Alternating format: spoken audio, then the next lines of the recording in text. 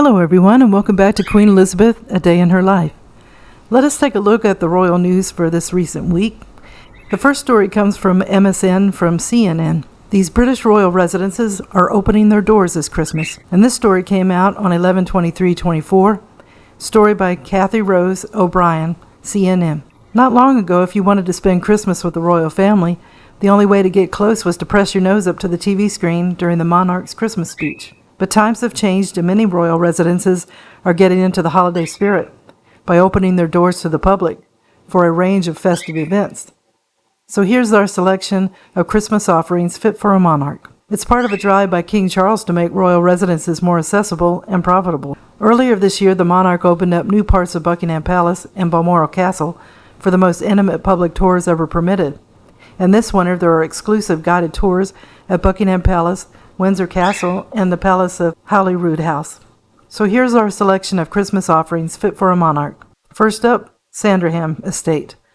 Sandringham in eastern England has been the private home of 4 generations of British monarchs since 1862, and is where the family retreat to for their annual holiday get-together.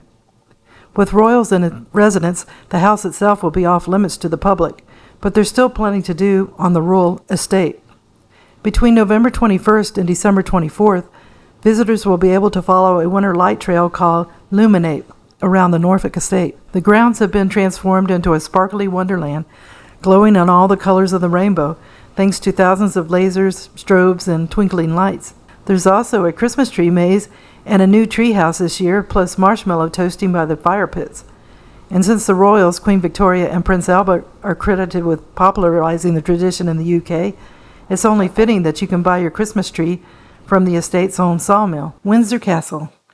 A quick hop from the train from London and well known to royal watchers, Windsor Castle is one of King Charles's several residences outside of the capital.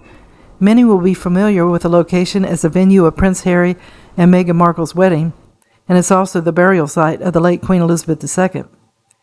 To mark the festive season, a 20-foot-high Norman fir tree holds court in the castle's Grand St. George's Hall from Thursday.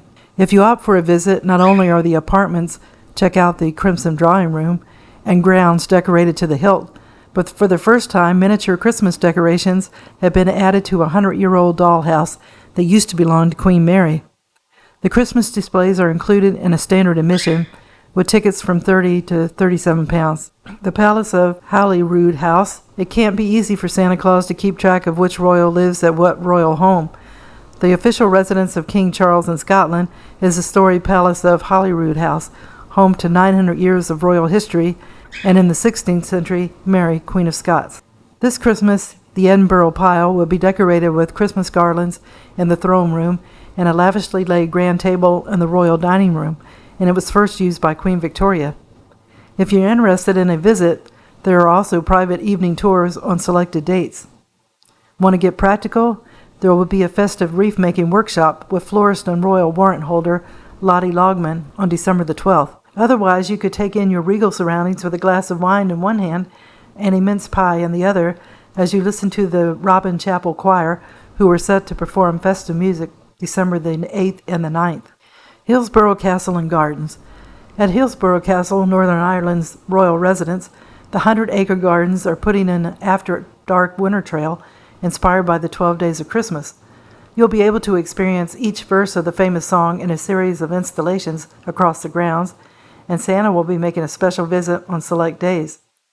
If you're a crafter, there's also a Christmas decoration wood decoupage workshop and a chance to learn about Georgian chocolate, after which, most importantly, you can take some home with you. And a performance by Northern Ireland's 25-strong chamber choir, Capella Castellana, takes place on December 15th. Kensington Palace. If you're more of a royal history buff, you may prefer to step into the shoes of past royals and visit one of the historic royal palaces, which are also getting into the festive spirit. A visit to Kensington Palace will see you time travel to a 19th century Christmas, from where many present-day holiday traditions originate. A royal residence for more than 300 years and the birthplace of Queen Victoria, it is hosting a special exhibition from December 4th, exploring her childhood years at the property. It promises to share diary excerpts, delve into period decorations, and provide insights into royal gift-giving. You're bound to be thirsty after all that history, so why not enjoy an afternoon tea inspired by Princess Victoria's Christmas traditions, served in the Orangery, an elegant dining room overlooking the palace's sunken garden. Next we come to Hampton Court Palace. Henry VIII was known for his opulent living, and his home in South London neighborhood of Richmond upon the Thames is ideal royal stop for picking up some stocking stuffers. When not browsing the wares of more than 100 artisan producers of the festival fair, visitors can ice skate right in front of the palace. The rinks open from November 22nd through January the 5th. If the temperatures have dropped and you need to thaw out, why not head inside to the palace kitchens? On selected dates, you can visit a display of Tudor cooking enjoyed by Henry and his courtiers, and giving visitors the opportunity to explore flavors and spices of the time. Then we come to the Tower of London. Lastly, if you find the traditional Yuletide aesthetic too jolly, you might be intrigued by a Christmas visit to the Tower of London, which is more often associated with executions, black ravens, and shiny baubles of a different kind, the crown jewels. Guests will be given a special welcome to the Tower, consistently one of London's top visitor attractions, by one of the famous yeoman warders who guard it. You'll still get your royal fix from the Tower's curated installations, which revel how kings and queens celebrated the festive period through the ages. While it can't be described as a royal residence, 3 queens of England, including 2 unlucky wives of the aforementioned Henry VIII, did spend their final days there. The next story comes from People, and it was written on November the 22nd, 2024 by Simon Perry. Queen Camilla pulls out of a royal variety performance just hours before citing an ongoing chest infection. The Queen 77 has reluctantly pulled out of the royal variety performance on November 22nd, which she was due to attend alongside her husband, King Charles, 76.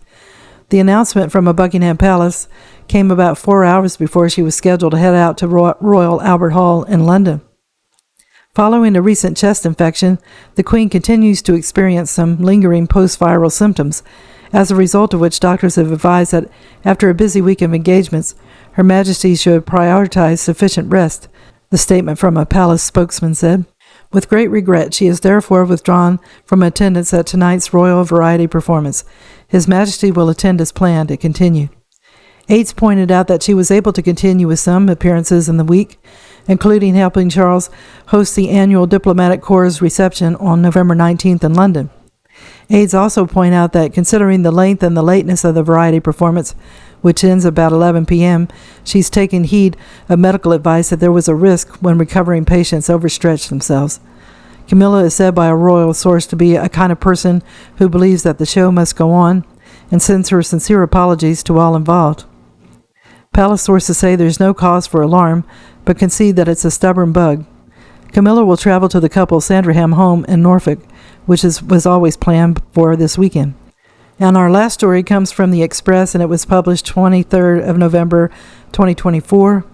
King Charles reveals a new addition to the family in a candid royal variety performance chat. King Charles revealed that he and Queen Camilla plan to welcome a new addition to their family during a candid chat with Alan Carr and Amanda Holden. This was released by Rebecca Robinson and Emily Ferguson, royal editor, on November the 23rd, 2024. The king told royal variety performance hosts Alan and Amanda that he and the Queen are planning on getting a new dog following the death of Camilla's beloved Jack Russell Terrier, Beth. Speaking afterwards, Alan said it was the first time he had met the king. Is it? Amanda asked, astonished.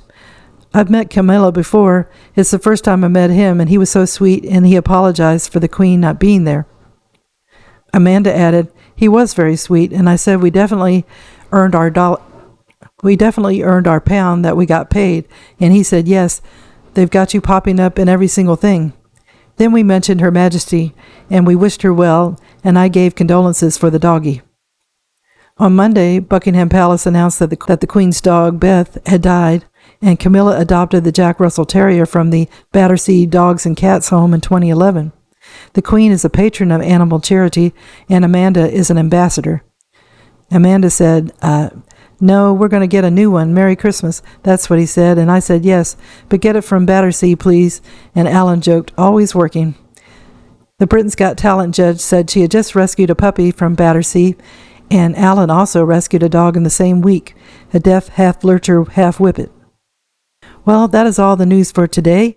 I hope everybody enjoyed the video, and if you did, if you could give it a thumbs up, it would be greatly appreciated. I wish everybody a great day, and tune in again soon for another episode of Queen Elizabeth, A Day in Her Life. Thank you. Bye.